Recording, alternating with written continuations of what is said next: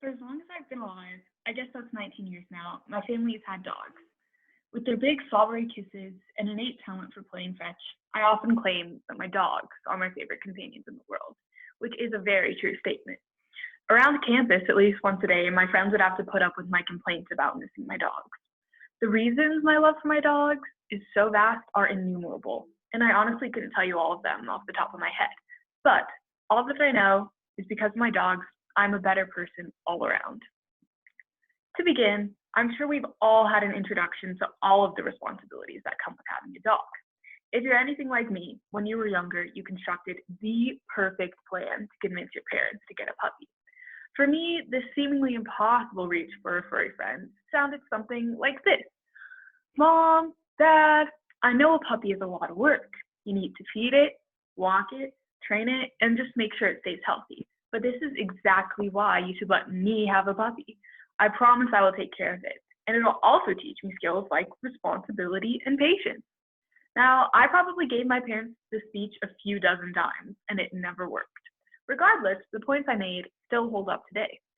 Dogs in general are a huge responsibility and help develop responsibility in a person and the general character of a person, which is one of the main reasons I strongly believe dogs are so special. Adding to the reasons why I love my dogs is their cuteness. Although I only have two dogs right now, Coco and Rosie, who we will get on to later, my family has had four dogs in total my life thus far. Montana, who in this picture is on the bottom, um, being part of my family from when I was born, she's the first dog I knew, and she was notorious for being able to chew her way out of any situation. My mom always loves to tell the story of how she chewed out of a thick metal crate one day when she was just a puppy. When I was 5, we got another dog named Peyton. She was the clumsiest long-legged dog you'd ever see, but we still loved her. Then, a long time after Tana passed away, which happened when I was in second grade, we got Coco, or as we like to call her, Beanie Weenie.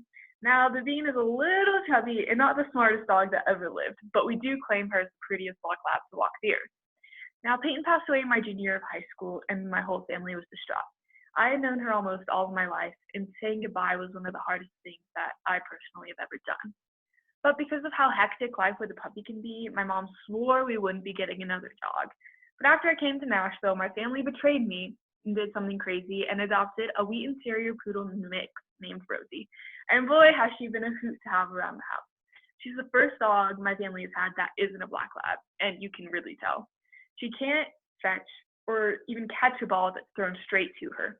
Her hair also grows long enough to the point where she resembles a Muppet, or as I like to think of her, Sirius Black in his animagus form if you've ever seen any of the Harry Potter. But in my opinion, it just makes her cuter. All of this is to show how adorable and loving the dogs that are in my life are, and also to highlight how important each one of them has been to me. That brings me to my final point, the compassion that I have gained due to having dogs. Part of Belmont's mission is to help its students engage in and transform the world with disciplined intelligence, compassion, courage, and faith. And to me, having a dog has helped develop my sense of compassion in more ways than I can count. When I've had a bad day or just feel down, my dogs always seem to know and come for me by just being there. We can learn from dogs in this way because sometimes when a friend is feeling down, we just need to sit with them and be there for them without saying or doing anything.